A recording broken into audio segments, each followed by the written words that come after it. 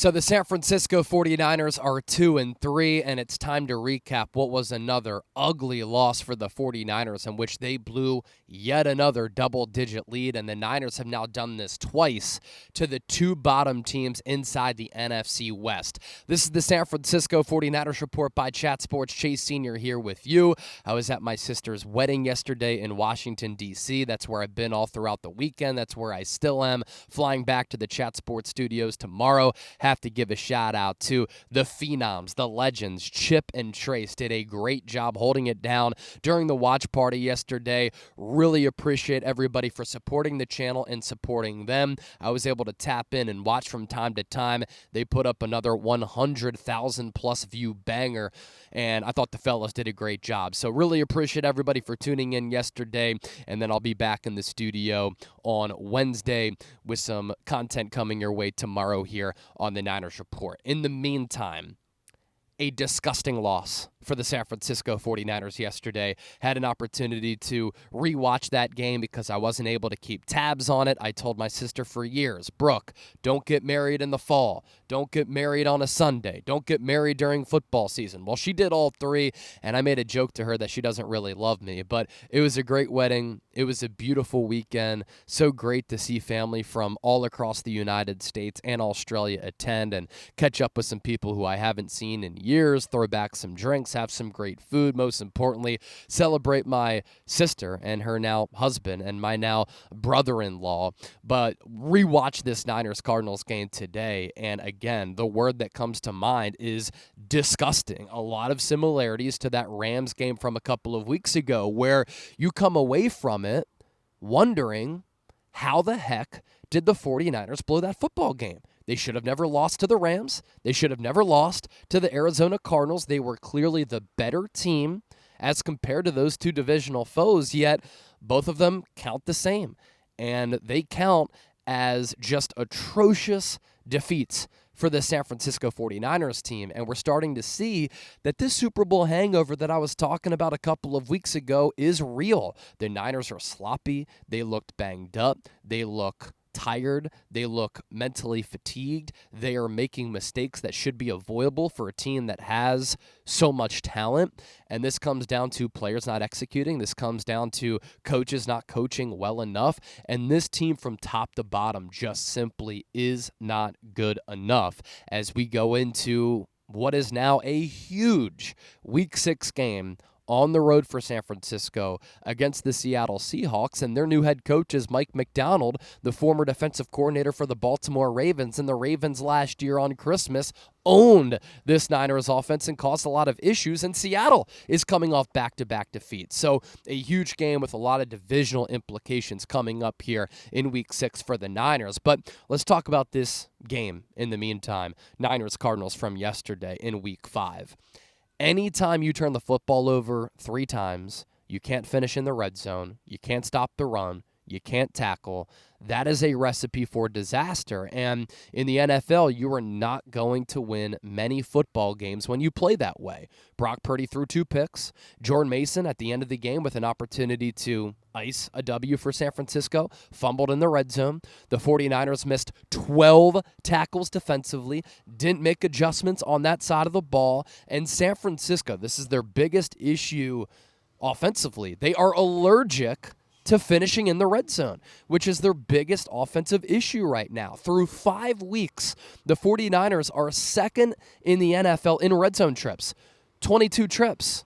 That just trails the Washington Commanders, who are off to a surprisingly great start with Jaden Daniels playing quarterback. They have 23 red zone trips. So in between the 20s, or at least when the Niners get to the 20, they are moving the football at one of the best rates in the NFL. But when they get inside that red area, they simply cannot capitalize those drives and turning those drives into touchdown scoring drives. They're having to settle for way too many field goals. And yesterday, they're without a field goal kicker because Jake Moody tried to play the role of Ronnie Lott, bad form with his tackling as he kind of tried to tackle the ball carrier like this in an awkward position so his ankle is in an awkward spot underneath him. Now he has a high ankle sprain. He's going to be out multiple weeks.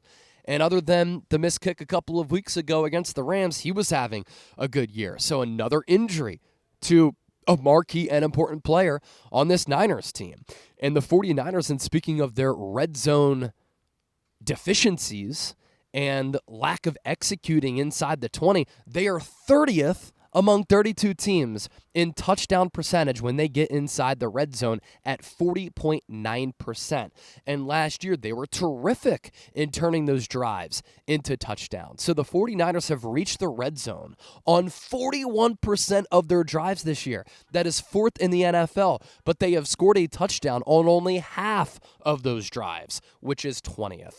And year over year, the Niners' red zone success rate this year, 35.7%, 25th in the NFL. Their red zone success rate last year, 55.3%, first in the NFL.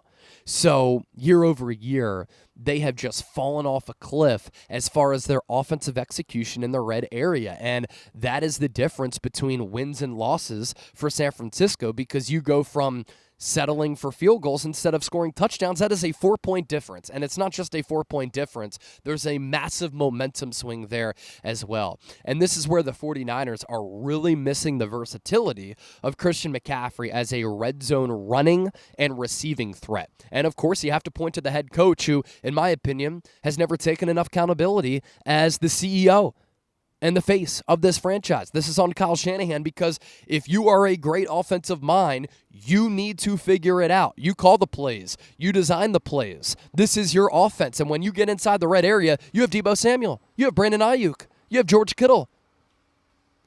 You have Juwan Jennings. You have Brock Purdy.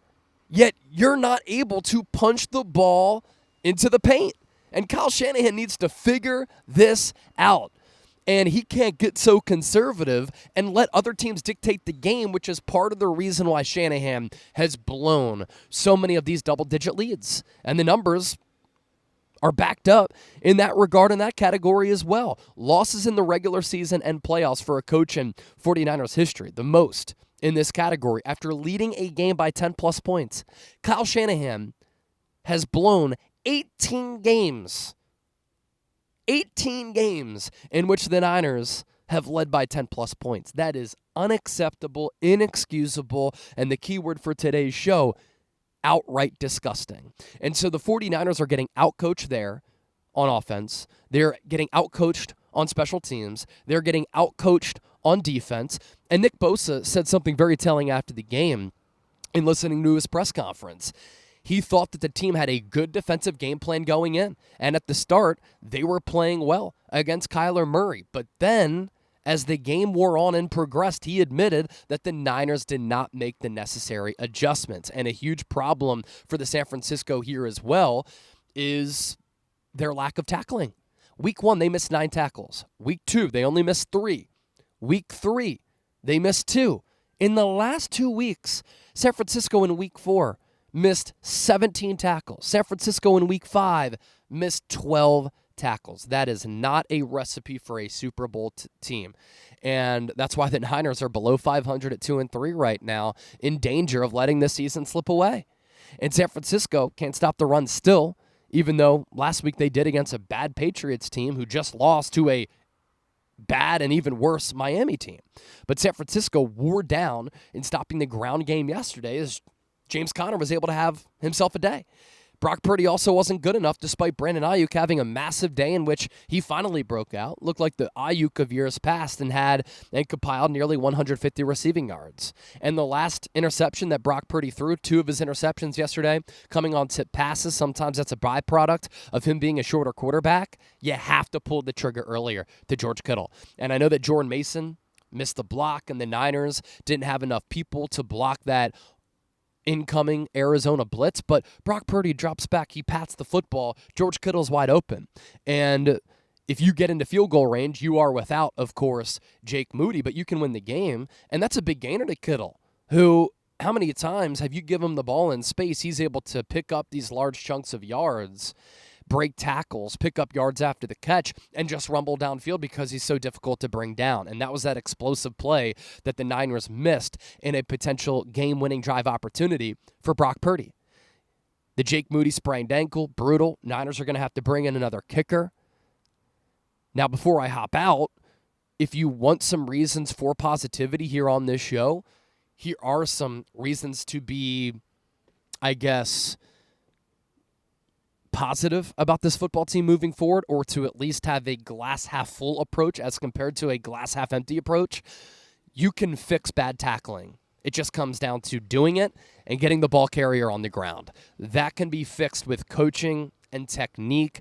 This is part of the problem when teams don't tackle to the ground throughout all of training camp and in the preseason, is that teams in the first few weeks of the season, they can't tackle to the ground because the technique and the mechanics are so bad. You can fix that.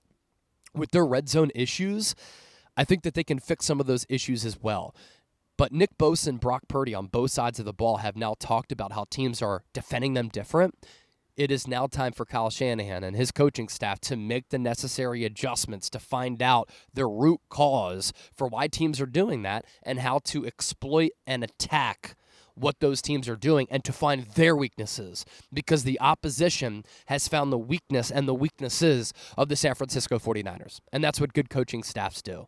And so these issues are correctable for the Niners, but if they don't correct them soon and they don't correct them quickly, this season could really spiral out of control, which would be a shame, because this is a team that's getting older. This is a team that has this Super Bowl window closing, and this is one of my concerns coming off of last year. It's so hard when you make it to 4 NFC titles in 5 years, including 2 Super Bowls, to sustain this success in a league of parity, in a league where there are so many massive changes year over year, where games are decided on the margins, and the Niners right now are losing these games on the margins. The ball isn't bouncing their way. They're getting banged up. And so that has led to the Niners starting off the season 2-3. Again, some of these issues are correctable, so that's the positive spin on this show, but a disgusting effort and disgusting loss for the San Francisco 49ers.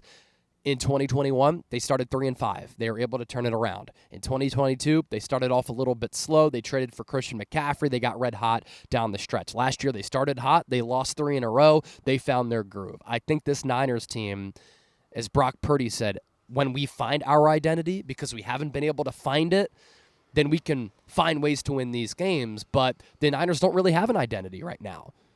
Do they want to be a throwing team? Do they want to be a running team? Defensively, they're getting bullied, out-physicaled, out-schemed, out-coached, and they're getting out-coached on both sides of the football. So the Niners have to figure out what they do well, find that identity, and correct some of their issues. The NFC right now is in a very interesting spot where some of these teams are kind of coming out of nowhere to take the reins of the NFC being wide open. The Washington Commanders, one of those teams. And then the Detroit Lions, still one of those teams. The Dallas Cowboys, a massive win on Sunday Night Football against the Pittsburgh Steelers. And other teams are rising up to the forefront as the Niners are choking these games away. So just wanted to hop on the mic, talk some Niners here during this wedding weekend for my sister. Again, appreciate Chip and Trace for doing the watch party yesterday. I thought they did a terrific job. I'll give you some more content tomorrow, then back in the Chat Sports studios on Wednesday.